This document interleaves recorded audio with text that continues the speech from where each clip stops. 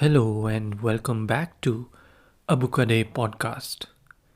And as you know, these days I am narrating some folk stories to you from the Indian subcontinent.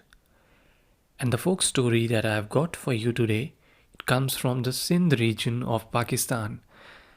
And the story is called Chandu the Thief and the King. So, without any delay, let me start narrating this folk tale called Chandu the Thief and the King. Here we go. In the region of Sindh, there lived Chandu, a thief whose reputation spread beyond the region. He was fearless and cunning, and no matter how many households he robbed, he could not be caught. One of his special attributes was unique. He could understand the language of birds and animals. Adjoining this region was a kingdom ruled by a king who was very fierce and clever, and his fame spread even to other kingdoms. For this very reason, there were no thieves or burglars in his territory. Even Chandu, with all his reputation, had not dared to enter this kingdom. One day, Chandu plucked courage and, thinking it about time he visited his neighboring kingdom, set out for it, though not without some trepidation. On his way, he came to a bazaar and decided to have a short rest. Here, he met a trader who said that he was also going to the same town. In due course, they were exchanging news, and on being asked his name by his new-found friend, the thief disclosed that he was none other than Chandu. Hearing this very name made the trader tremble.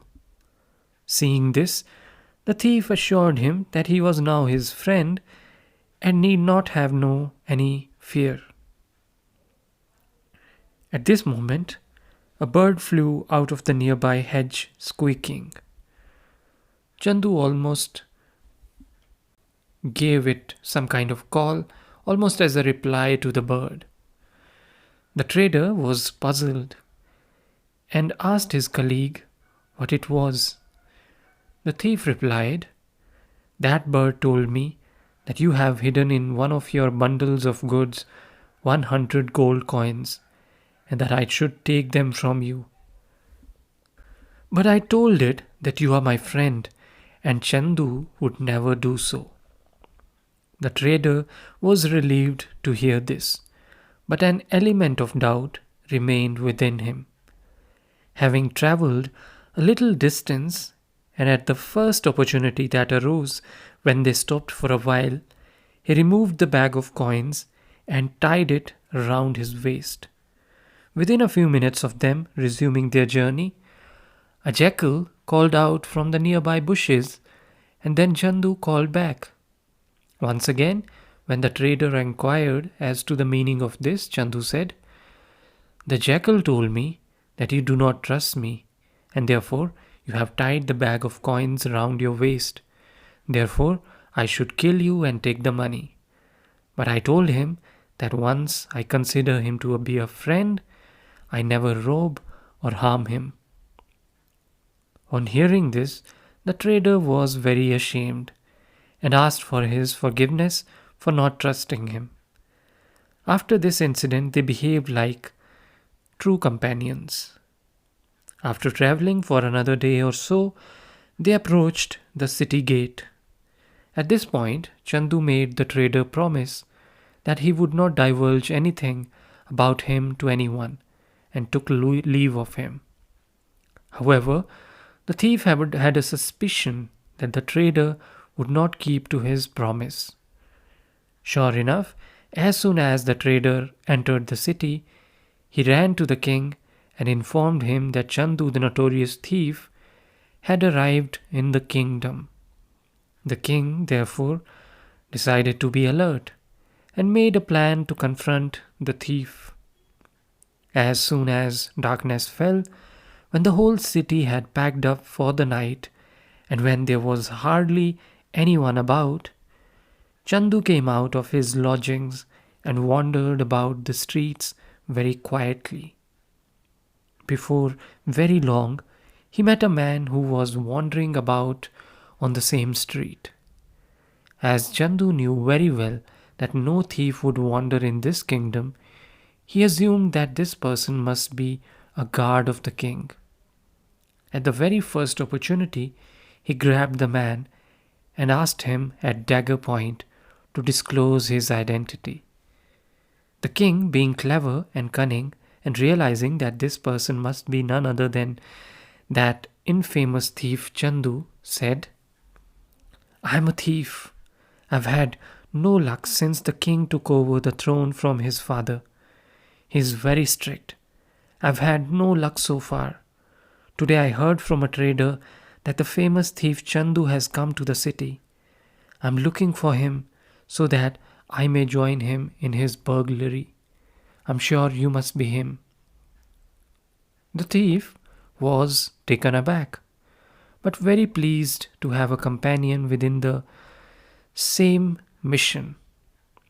They greeted each other and discussed how to set about their task. The king suggested that they burgle the house of the richest merchant in the city. They went up to the palatial gates and found the guards patrolling. Then they went to the back of the house and found there too was a guard. They slowly crept up on him, grabbed him, and tied him up. Then, leaving him with his companion, the king, Chandu, broke into the house.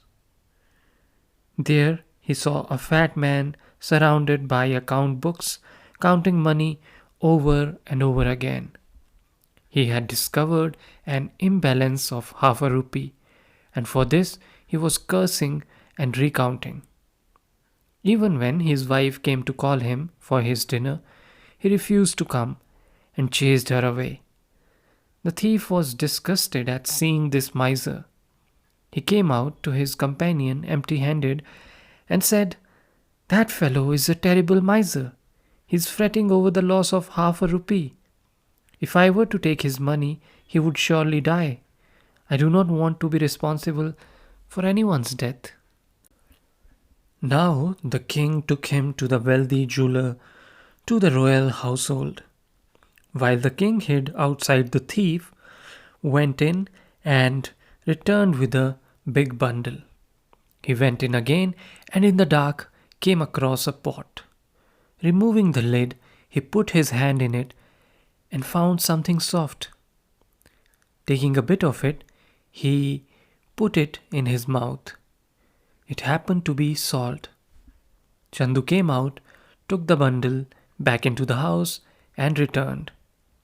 When the king asked why he did so, the thief replied, "My friend, I have eaten some salt from this house, and therefore it is not proper to rob this household."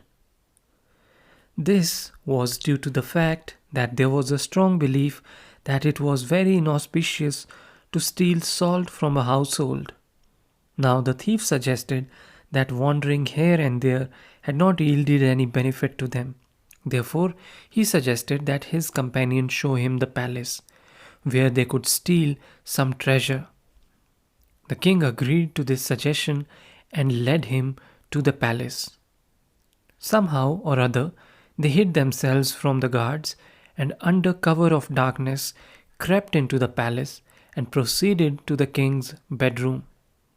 On their way, the king told Chandu that the four legs of the king's bed were placed on four golden bricks. Therefore, if these were stolen, it would be just the way to teach the king a lesson. They entered the king's bedroom and even in the darkness could see the golden bricks shining. As they entered the room, from under the bed, a dog started barking, and another dog followed suit. Chandu listened to them. He understood what they said. The first dog said, "Chandu, the thief has come here. He has come to steal our master's gold bricks. Be on the alert." The second dog replied, "You fool! Don't you see master himself has brought him? What do you bark at our master?" Hearing this, Chandu was terrified and bowed to the king and said, "I am extremely honored, your majesty, to have you as my companion." The king was very surprised that Chandu had recognized him and asked, "How did you know that I was the king?" Chandu pointed to the dogs and said, "Your majesty, I understand the language of birds and animals. That was how I learned that you are the king." At this, the king, who was already impressed by the character of Chandu and his high principles, begged him to stay in the palace as his companion. Chandu was delighted to be his companion and became the king's chief advisor.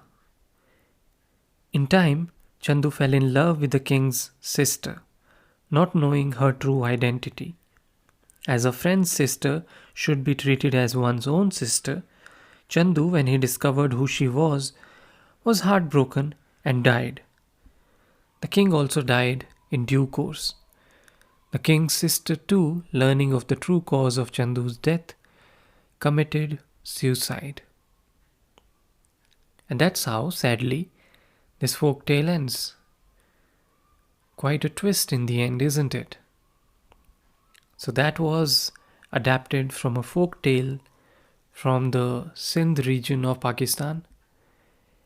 And that's it for today. I'll come back with a new story, new books, and I'll catch you in the next episode. Thank you very much for listening. Keep following. Do not forget to subscribe and share. Thank you.